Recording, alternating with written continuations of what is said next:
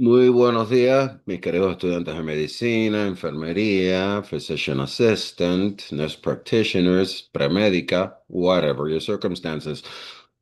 Este es su amigo Julio Manuel Martínez Echevarría, dándoles la bienvenida a nuestra sesión de hoy, martes 7 de abril del 2026, y vamos a cubrir preguntas en patología. Mis disculpas por la ausencia de 2 semanas. La semana antipasada estaba trabajando en un proyecto bien importante que se llama Ultra Boards MD, y la semana pasada me enfermé otra vez. Así que me disculpa, vamos a las preguntas de patología. Y Ultra Boards MD va a ser una plataforma de repaso de reválida en español, de la cual les daré más detalles a medida que se vaya desarrollando el proyecto. Ya estamos a mitad de camino en eso.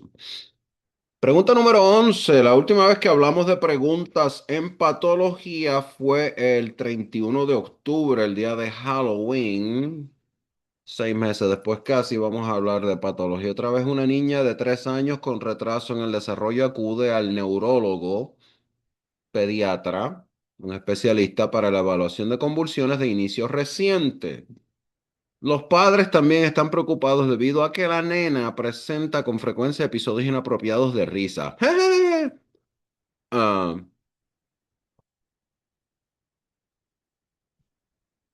el examen físico revela rasgos faciales anómalos caracterizados por microcefalía, ojos hundidos, perdón, ojos hundidos, una boca enorme con lengua protuyente, la marcha de la niña es inestable, unstable gait. El diagnóstico más probable constituye un ejemplo de cuál de los siguientes fenómenos genéticos. Esta pregunta combina patología y genética. Qué chulería. Esa es la maravilla de las ciencias básicas. Por eso que a mí me encanta tanto las ciencias básicas. Abarca todo.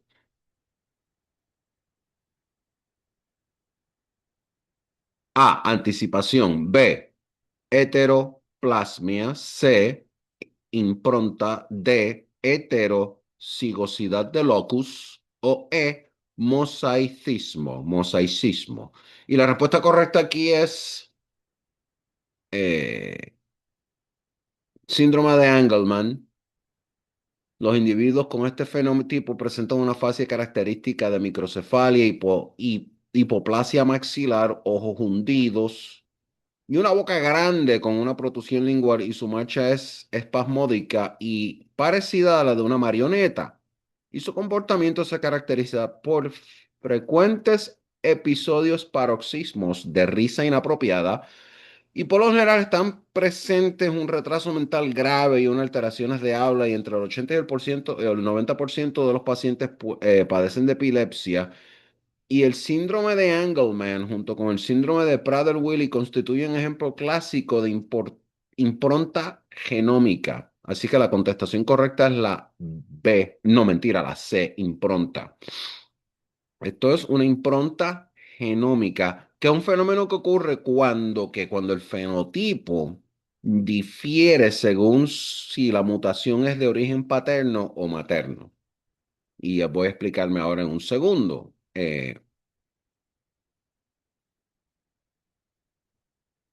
Las deleciones en el síndrome de Prader-Willi, que es un trastorno fenotípicamente distinto, ocurre exclusivamente en cromosoma 15 de origen paterno, mientras que las lesiones del mismo sitio en el cromosoma 15, pero en el cromosoma original materno, dan lugar al síndrome de Angelman. Así es que cuando la herencia por parte de papi es Prader-Willi, P de papi, Prader, y cuando es de Angelman es por parte de la mamá. Entonces, ¿por qué las demás respuestas son incorrectas? ¿Por qué carajo? Bueno, vamos a explicar por qué. La respuesta es incorrecta. Anticipación es un fenómeno en el cual la gravedad de la enfermedad empeora en las generaciones sucesivas. En vez de heredar dinero, heredas la gravedad de una enfermedad. cojones, ¿verdad? Bueno, esto ocurre, por ejemplo, en las enfermedades de repetición de tripletas, como la enfermedad de Huntington, en la que la repetición de tripletas tiene, o tripletes, tripletas son los sándwiches que ustedes se comen allá, tiende a alargarse y la edad de inicio disminuye y la gravedad de la enfermedad aumenta con las generaciones sucesivas. Pero esto no ocurre en el síndrome de Angelman, o como diríamos, o Angelman. Angelman. El hombre ángel, vamos a llamarlo. La respuesta B, heteroplasmia. Esta es una descripción que presenta una simultaneidad de ADN mitocondrial tanto normal como mutado.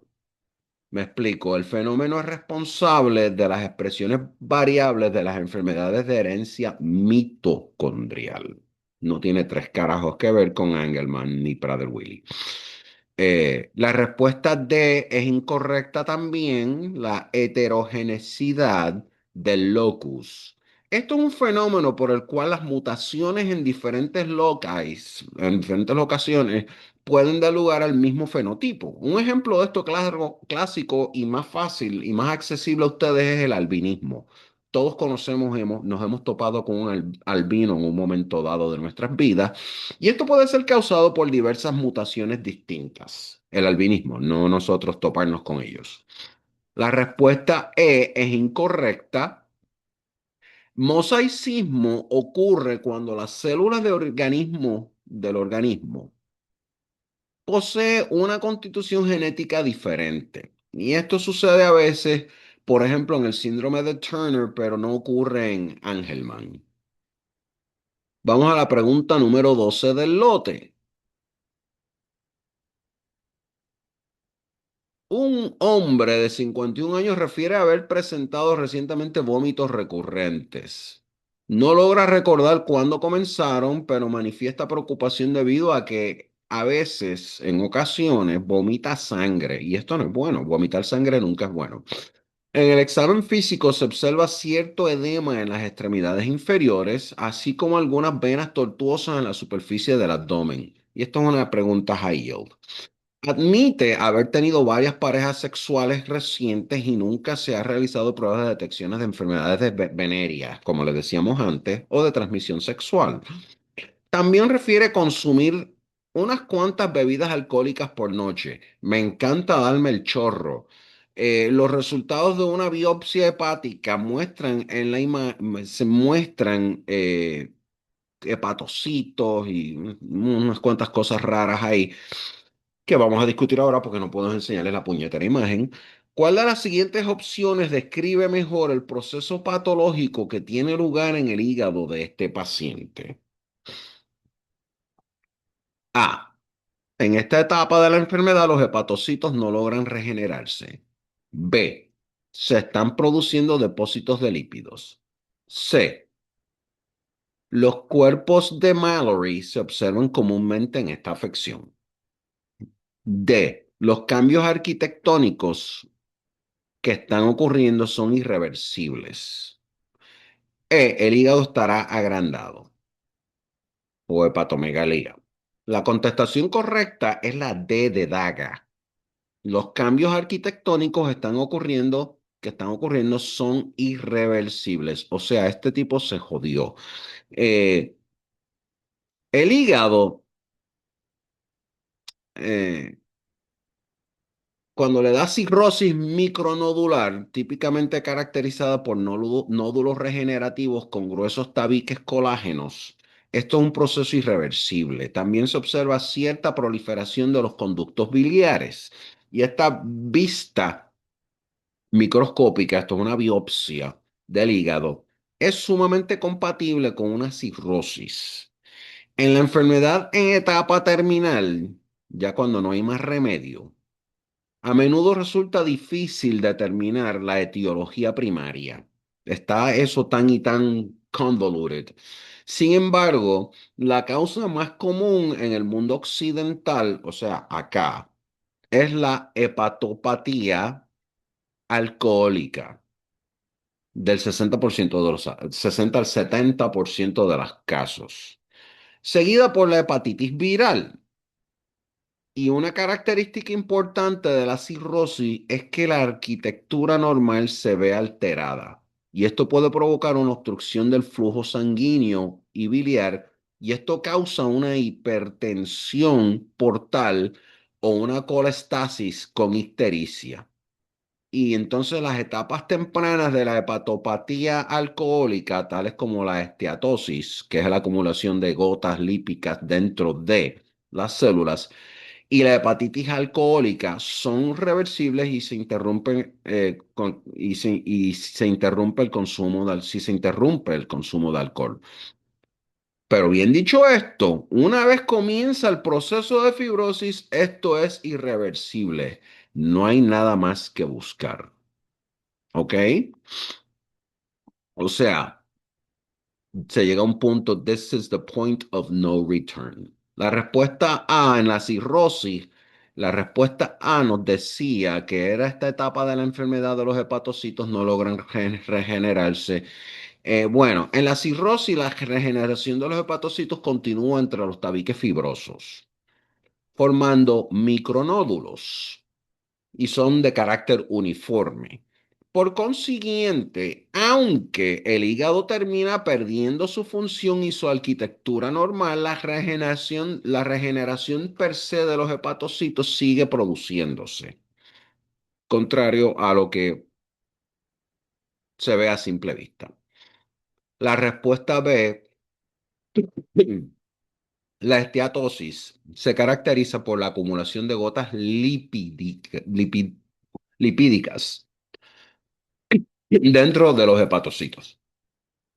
Como que necesita un cigarrillo, ¿verdad? Esta es una característica común en diversos estados patológicos, no estados de la nación. Eh, ¿Qué tipo de estados patológicos?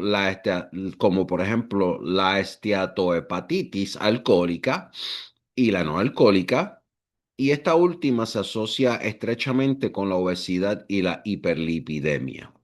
Entonces, por eso es que hay que controlar la obesidad y la hiperlipidemia, señoras y señores. Es importante recordar que estos estados patológicos suelen ser reversibles. Cuando eliminas el agente causal, por ejemplo, darte el palo, darte el chorro, el consumo de alcohol, darte el guaro o los niveles elevados de lípidos séricos. Sin embargo, si no reciben tratamiento, estas afecciones pueden terminar progresando hacia la cirrosis. En la esteatosis no se observan nódulos regenerativos ni bandas fibróticas. ¿Ok? La respuesta C de Charlie. Los cuerpos de Mallory, hepatocitos en proceso de degeneración y repletos de inclusiones citoplasmáticas eosinofílicas son frecuentes en la hepatitis alcohólica. Y la hepatitis alcohólica también se caracteriza por estos dichosos infiltrados neutrofílicos, balonización de los hepatocitos, o sea, se hinchan, y los filamentos intermedios de la citoqueratina, como que se balloons. No obstante, la característica regeneración nodular con cicatrización que se observa en la cirrosis no es un rasgo distintivo de la hepatitis alcohólica. Si bien el consumo de alcohol persiste a lo largo de los años, la hepatitis alcohólica progresa hacia la cirrosis, como ya mencionamos antes. Entonces, ¿qué sucede con los cuerpos de Mallory? Los cuerpos de Mallory son frecuentes en el hígado cirrótico, tan sencillo como eso. La respuesta E, la hepatitis alcohólica, el hígado graso inflamado sería de mayor tamaño de lo normal y por lo general pesará más de 2 kilogramos, o sea, más de 5 libras, o más de 4 libras y pico. No obstante, a medida que la cirrosis se desarrolla a lo largo de años de consumo del guaro irresponsable, el hígado se fibrosa y se reduce de tamaño. A veces, en ocasiones, puede llegar a pesar solamente 1 kilo, que son 2,25 libras, si mal no recuerdo.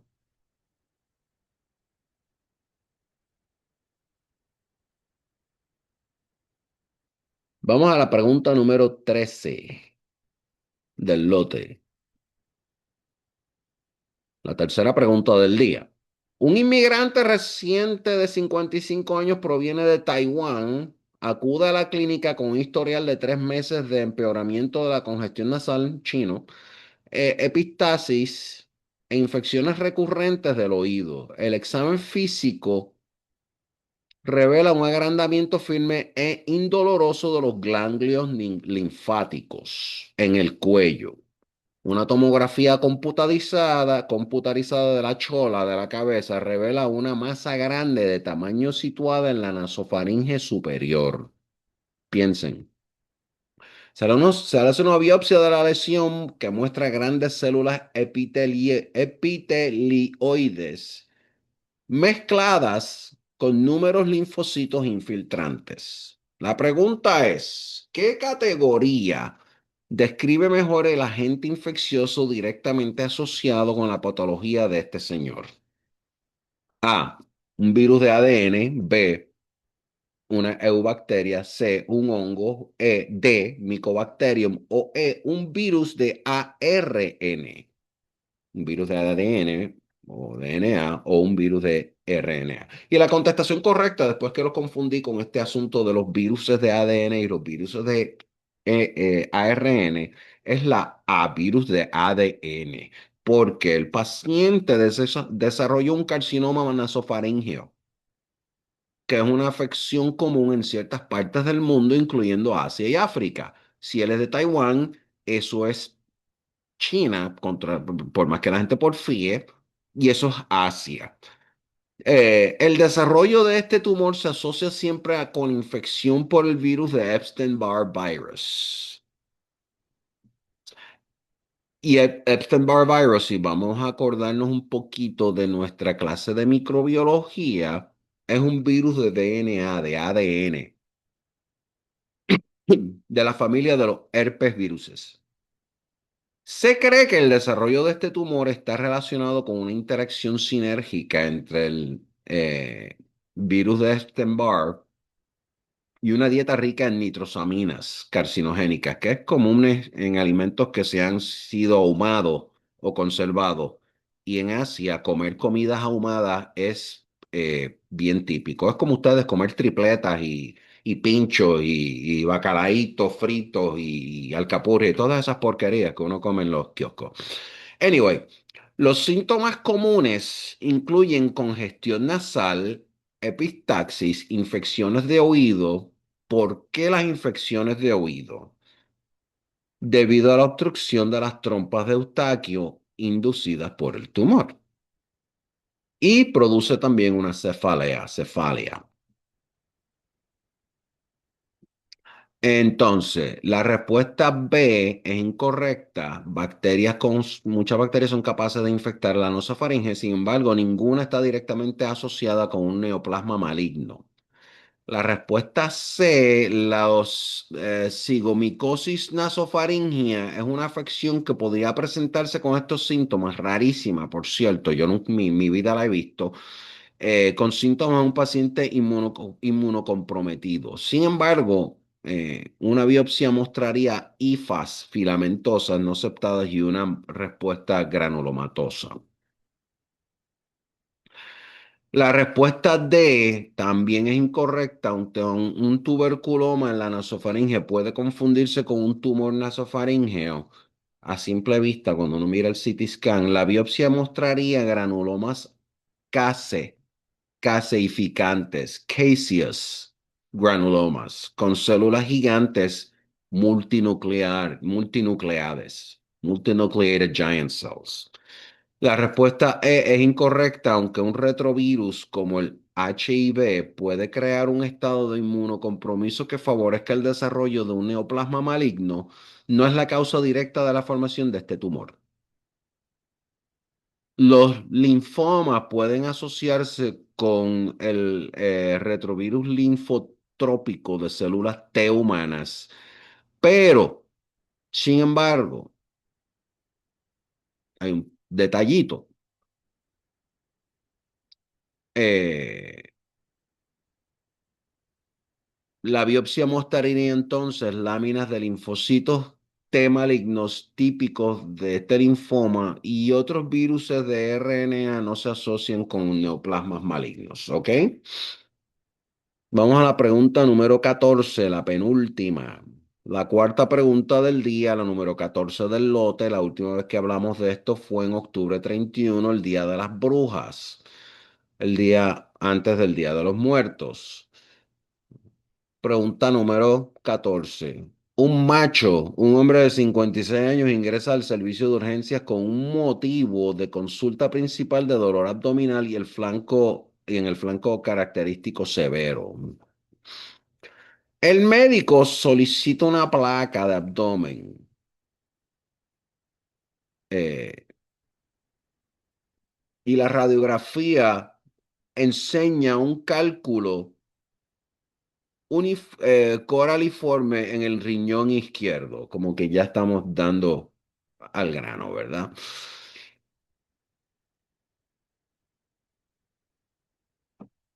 La condición de este paciente implica necesariamente cuál de los siguientes elementos. Fíjate que la pregunta es, ¿cuál de los siguientes elementos es implicada en la condición de este paciente? Vamos a revertir la pregunta. Vamos a organizar el cerebro. A. Orina ácida con un pH de menos de 7,2. B. Orina alcalina con un pH de más de 7,2. C. Amonio en el tracto urinario. D. Cloruro de sodio en los conductos colectores. O E. Ácido úrico en la pelvis renal. Y esto va a ser una orina alcalina con un pH de más de 7,2, que es la B. Tenemos un cálculo coraliforme en el riñón izquierdo, un cálculo que involucra la médula renal y se extiende al menos 2 cálices y se considera un cálculo coraliforme y duelen como el diablo. Porque yo lo sé porque a mí me han dado. Aproximadamente 3/4 partes de todos los cálculos coraliformes son causados por cálculos de estrubitas. Y estos cálculos de estrubitas están compuestos por un mineral fosfático que requiere una orina alcalina para precipitar. Y una orina alcalina es una orina de más de 7,2, porque una orina ácida es de menos de 7,2. Ya. Así es que, como ya les dije que una orina ácida es de 0,72, eso descarta la respuesta A. La orina ácida dificultaría la formación de cálculos coraliformes. Química barata. Respuesta C, la presencia de un amoníaco, no de amonio, de un amoníaco en la orina, es un requisito para la formación de cálculos coraliformes, lo cual permite la cristalización de fosfato amónico,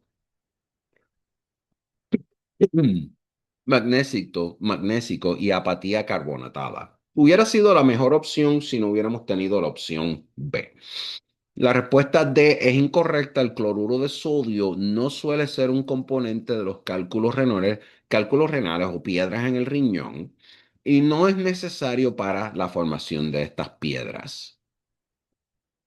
Y la respuesta E de heno también es incorrecta. El ácido úrico es un componente de algunos cálculos renales, de algunas piedras, pero no es radiopaco y no forma parte de los cálculos coraliformes. Amén. Vamos a la última pregunta, la pregunta número 15 del lote. Número 5 del día. Una chica, una paciente con SIDA y recuento de células CD4 plus de menos de 50 milímetros cúbicos padece una infección que afecta a sus pulmones, ojos, tracto gastrointestinal y sistema nervioso central. Se le hace una biopsia eh, y se encuentran con inclusiones intranucleares, células grandes, redondas, con un halo parinuclear. que se observa en células afectadas por la infección. ¿Por qué? Y hay tres letrecitas que describen esto. No les voy a decir las tres letrecitas, porque ahora voy a preguntarles con qué es más probable que, que esté infectado el paciente. Y es algo con tres letrecitas. Eh, A. Candida albicans. B. Cryptococcus neoformans. Tiene SIDA. C. Citomegalovirus. D. Virus del herpes simple. E. Mycobacterium avium. O F, si hasta llegamos hasta la F, Pneumocystis jirovecii. Y estas tres letrecitas que mencioné ahorita es CMV, citomegalovirus, que es la contestación correcta, sería C, de cabro grande, de cabra. La respuesta correcta es la C. La imagen mostraría una inclusión intranuclear grande, redonda, un halo perinuclear, que esto se observa clásico en las células afectadas por la infección de citomegalovirus.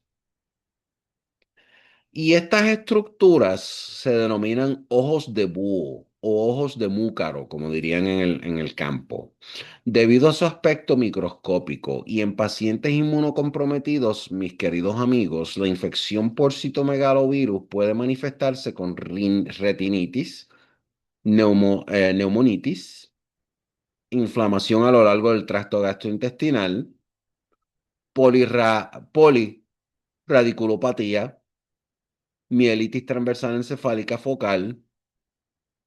Y en pacientes con HIV, SIDA, estas secuelas se presentan de manera más prominente cuando el recuento de células CD4 plus es menor a de 100 milímetros cúbicos o cuando la carga viral, el viral load del HIV es mayor a 10.000 copias por milímetros cúbicos.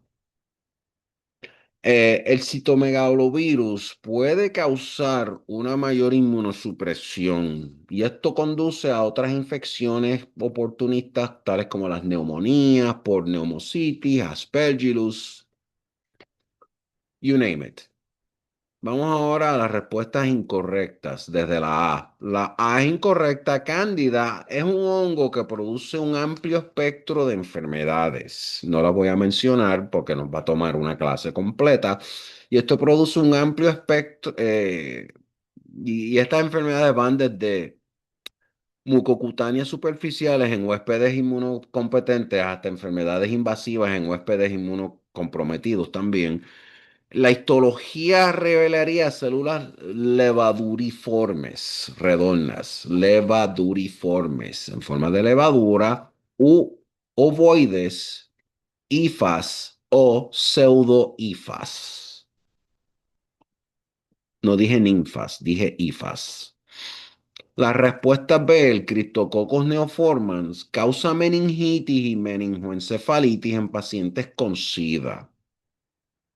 Y este hongo es difícil de observar en las tinciones rutinarias de hematoxicilina y eosinia. Y por ello se utilizan tinciones de plata metamina o de ácido periódico de Schiff, acid Schiff, para identificar qué, para poder identificar las características gemaciones de las bases estrechas de las levaduras de forma redonda a oval que están rodeadas por una cápsula polisacárida. Senda clase de microbiología que acabamos de coger, ¿verdad? Anyway, la respuesta D de Daga. El virus del herpes simple en individuos infectados por el HIV puede causar lesiones orolabiales, genitales, perianales recurrentes. Si haces un frotis de zinc, esto resulta positivo. ¿Para quién? Para células gigantes epiteliales multinucleadas. No causa el gran cuerpo de inclusión intranuclear que se muestra aquí, mucho menos que parezca un ojo de un múcaro, de un búho. La respuesta es, recuerden que llegamos hasta la F en esta pregunta. Mycobacterium avium es incorrecto también. Esto causa enfermedades pulmonares en huéspedes inmunocomprometidos. Posteriormente se va a diseminar por vía sanguínea hacia el hígado, el vaso, la médula ósea y otros sitios. La histología del Mycobacterium no es compatible con esta imagen. Not even close. Anyway. Ah, por el contrario. La tinción ácido resistente mostraría organismos con macrófagos espumosos, granulomas, células gigantes y células con necrosis eosinofílica. ¿Ok? Last but not least, la última opción, la F, neumocitis girovecchi, anteriormente neumocitis carini, causa neumonía en individuos inmunocomprometidos. Y con esto terminamos nuestra sesión de hoy de preguntas de patología. Perdón. En nuestra próxima sección vamos a estar discutiendo farmacología. Preguntas y casos de farmacología. Voy a tratar de hacerlo esta semana como castigo propio por haberme ausentado tanto. Si les gustó el vídeo, denle like. Ah, suscríbanse. Vienen cosas buenas por ahí. Estoy trabajando en un app o en un website que podamos repasar todo esto simulando examen. Y esto le daría una idea más o menos cuán bien preparados o cuán bien se sienten para tomar su revalida. Nada más al particular. Gracias por su atención. Nos vemos en nuestro próximo video. Chao, chao.